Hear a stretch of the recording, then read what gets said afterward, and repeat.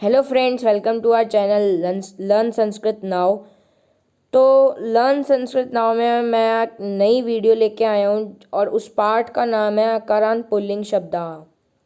तो दोस्तों, आपको इस पार्ट को समझने से पहले अकारांत का मतलब बहुत ही अच्छे से मालूम होना चाहिए। अकारांत का जो मतलब होता है, आपने पिछले अपने अभ्यास में देखा होगा कि जब हम वर्ण विच्छेद करते हैं तो उसमें क जैसे बालक, मान लो बालक एक शब्द है। यह जो बालक है यानी बालक जो है एक शब्द है। अब जो बालक है उसमें लास्ट जो अंतिम वर्ण होता है ना, वो अ होना चाहिए, तभी वो अकारांत माना जाएगा। अकारांत पुल्लिंग शब्द यानी कि जो पुल्लिंग होता है वो आपको पता ही, जिसमें नर आ गया। पुरुष जाति के जितने भी लोग होते हैं वो सारे पुल्लिंग में ही आते हैं।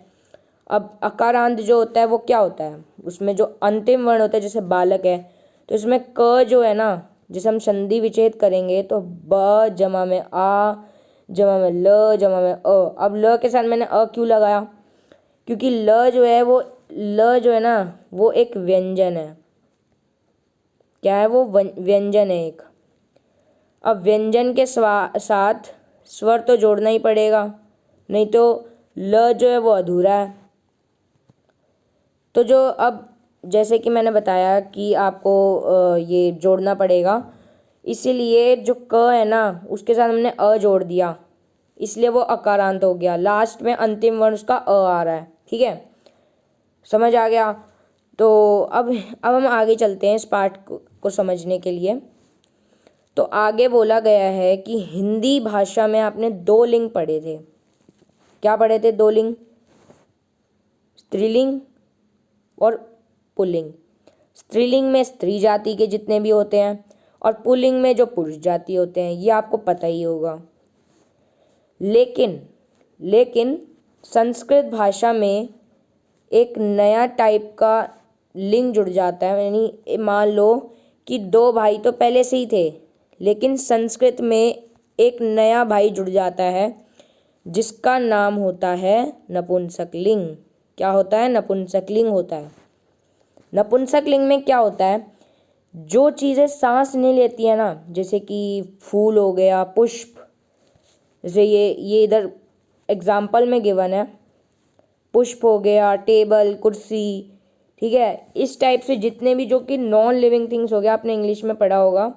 तो जो नॉन लिविंग थिंग्स होती है ना, वो सारी की सारी नपुंसक लिंग में ही आती है। यानी कि नॉन लिविंग थिंग्स जो कि सांस नहीं लेती हैं, ये बात आपको याद रखनी होगी। तो जो लिंग होते हैं ना, वो पुल्लिंग, स्त्रीलिंग और नपुंसक लिंग, ये तीन तरह के लिंग होते हैं, पुल्लिंग, स्त्रीलिंग और नपुंसक लिंग। अब इनके एग्जाम्पल देख लो। पुल्लिंग का यानी बालह, यानी एक लड़का जो कि है पुरुष जाति में आ रहा है। स्त्रीलिंग यानी बाला, बाला यानी कि लड़की होता है। और नपुंसक लिंग यानी पुष्पम, पुष्पम सांस तो ले नहीं सकता। तो पुष्प जो है वो नपुंसक लिंग में, क्योंकि वो नॉन लिविंग थिंग्स में आ रहा है।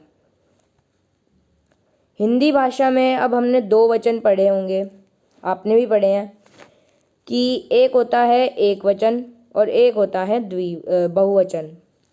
लेकिन संस्कृत भाषा में एक नए तरीके का जुड़ जाता है वचन, जिसका नाम होता है द्विवचन।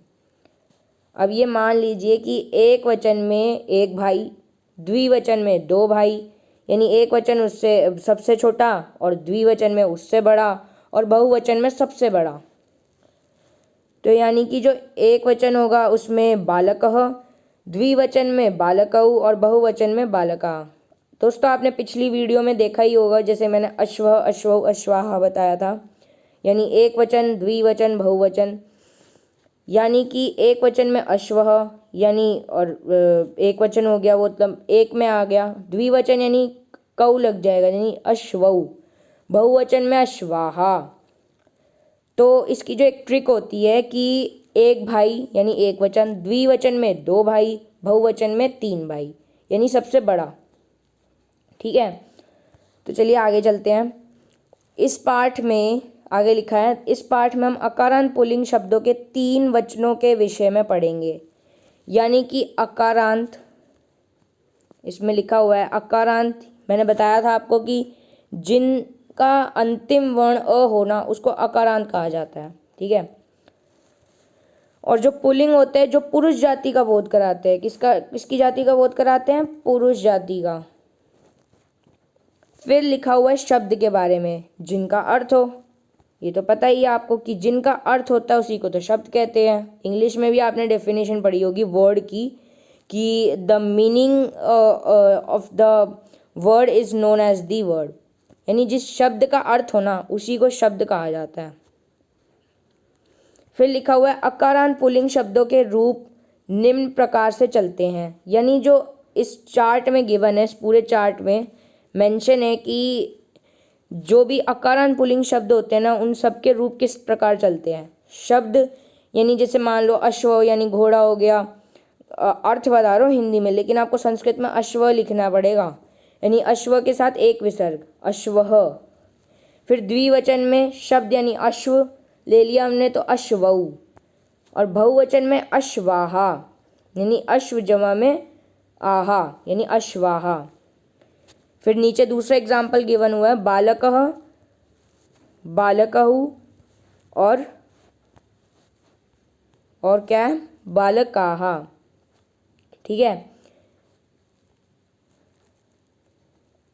अकारांत पुल्लिंग शब्दों के 3 वचनों में कुछ उदाहरण हैं, यानी कि इसमें कुछ उदाहरण गिवन है, जैसे कि ये अश्वः हो गया, अश्वऊ, अश्वाहा, कुक्करः, कुक्करऊ, कुक्कराहा।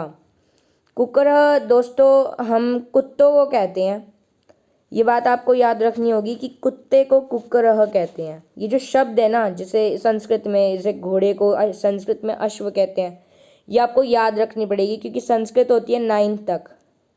9th के बाद आपको लेनी है नहीं लेनी वो आपका डिसीजन है। तो आगे दे रखे हैं गजः, गजौ, गजाहा, तो फिर आगे गजः यानी हाथी होता है। उष्ट्रः, उष्ट्रौ, उष्ट्राहा यानी ऊँट को कहते हैं उष्ट्रः, और मीनः यानी मछली को कहते हैं। अब नीचे एक नोट में गिवन हुआ है कि हिंदी भाषा में मछली शब्द स्त्रीलिंग है, लेकिन संस्कृत भाषा में मीनः तथा मत्स्यः शब्द पुल्लिंग है। अब मीनः क्यों है, ये रीज़न मेरे को चैट बॉक्स में आप दीजिएगा। वैसे मैं अभी आपको बता देता हूँ कि जो हिंदी भाषा में मछली जो है वो आपको पता ही है कि स्त्रीलिंग, आपने पढ़ा ही होगा, बुक में भी ऑब्वियस सी बात है मेंशन होगा, लेकिन संस्कृत में अलग हो जाता है मीनः। अब मीनः में लास्ट में अकारांत का मैंने क्या अर्थ बताया था, जिस शब्द का अंतिम वर्ण क्या हो अ, यानी जब हम मीनः का वर्ण विच्छेद करेंगे, जो मैंने आपको शुरुआत में बताया था कि वर्ण विच्छेद जब हम करते हैं तो मैं दिखा देता हूँ इधर, म जमा में ई, ये बड़ी की आएगी हमारी, तो म जमा में ई जमा में न जमा में अह, तो लास्ट जो अंतिम वर्ण है ना हमारा क्या आ रहा है अह, तो अ तो हमें चाहिए ही चाहिए। अगर अ आ गया तो ये समझ लीजिए कि आपका ये अकारांत पुल्लिंग शब्द है। पुल्लिंग, अकारांत पुल्लिंग, ये याद रखना होगा।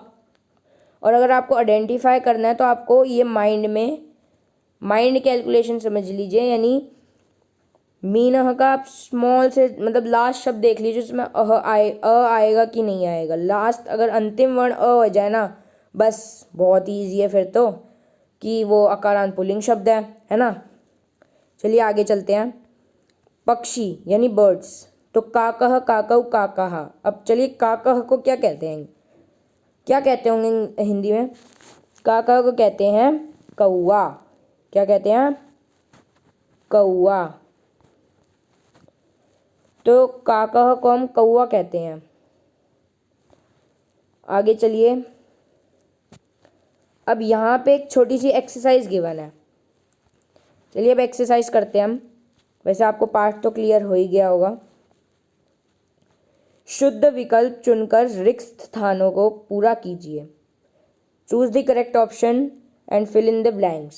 सो पहला प्रश्न हमारा गिवन है कि जिन शब्दों से पुरुष जाति का बोध हो उन्हें डैश शब्द कहते हैं।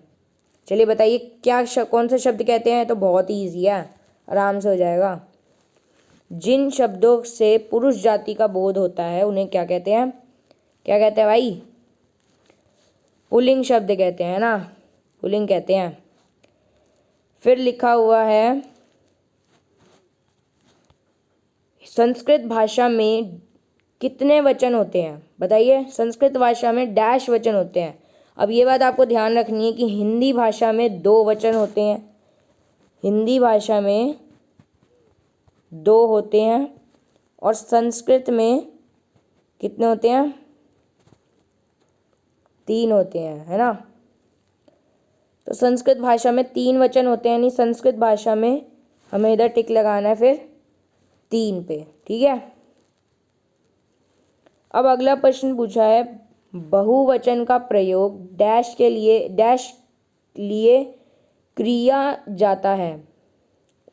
अब इसका अर्थ समझ लीजिए। बहुवचन का प्रयोग 2 से ज़्यादा के लिए किया जाता है, केवल 3 या 2। अब इसका अर्थ क्या होगा, मैंने आपको बताया था। एक वचन यानी एक भाई, द्विवचन यानी 2 भाई, और बहुवचन यानी सबसे बड़ा, मतलब वो कितना भी नंबर हो, 2 से बस ज़्यादा होना चाहिए वो, चाहे वो 2.5 हो, 2.9 हो, 3 हो जाए ना बस, तो फिर समझ लीजिएगा कि वो बहुवचन है, ठीक है। तो अब बहुवचन में इसमें ऑप्शन गिवन है 2 से ज़्यादा या केवल 3। अब केवल 3 तो हो नहीं सकता क्योंकि बहुवचन है। बहुवचन में 4 हो, 5 हो, 6 हो, कितने भी हो, होने तो बहुवचन है। तो इसमें हम 2 से ज़्यादा, है ना। अब मेघ का द्विवचन रूप क्या होगा? तो मेघ का जो द्विवचन जैसे अश्व है ना, वैसी मेघ है। तो अश्वः, अश्वौ, अश्वाहा, यानी मेघ, मेघौ, मेघा, ठीक है। तो मेघ, मेघौ। अब मेघौ है, सिंपल सी बात है। औ आ जाए ना, बस ये याद रखना है। इनमें से किसी एक चीज़ को याद रख लो, बाकी 2 अपने आप याद आ जाएंगे, है ना। चलिए अब दूसरी एक्सरसाइज पे चलते हैं। दूसरी एक्सरसाइज गिवन है हमें कि शुद्धम अशुद्धम व लिखत, यानी कि शुद्ध और अशुद्ध करके लिखना है। अब इसमें गिवन है बालौ द्विवचन, ये तो शुद्ध है एकदम, है ना। तो फर्स्ट का आंसर हो जाएगा शुद्ध। मैं इधर श और अ लिख देता हूँ क्योंकि मेरी राइटिंग थोड़ी बड़ी आ रही है, हैंड राइटिंग कर रहा हूँ इसलिए। तो नेक्स्ट पार्ट पे हम चलते हैं। हंसः बहुवचन। अब हंसः बहुवचन होता है, कितना इजी है। हंसः, हंसौ, हंसाः। तो इसका जैसे आपने देखा ना, हंसः लिखा हुआ है, तो अश्वः, अश्वौ, अश्वाः, सिंपल।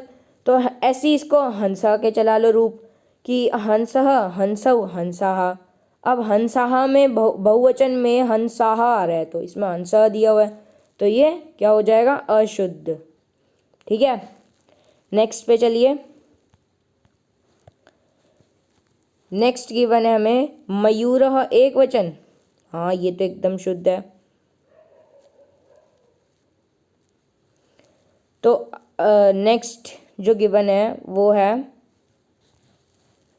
श्रमिकहु। श्रमिकहु एक वचन। अब श्रमिकहु एक वचन है नहीं ना, द्विवचन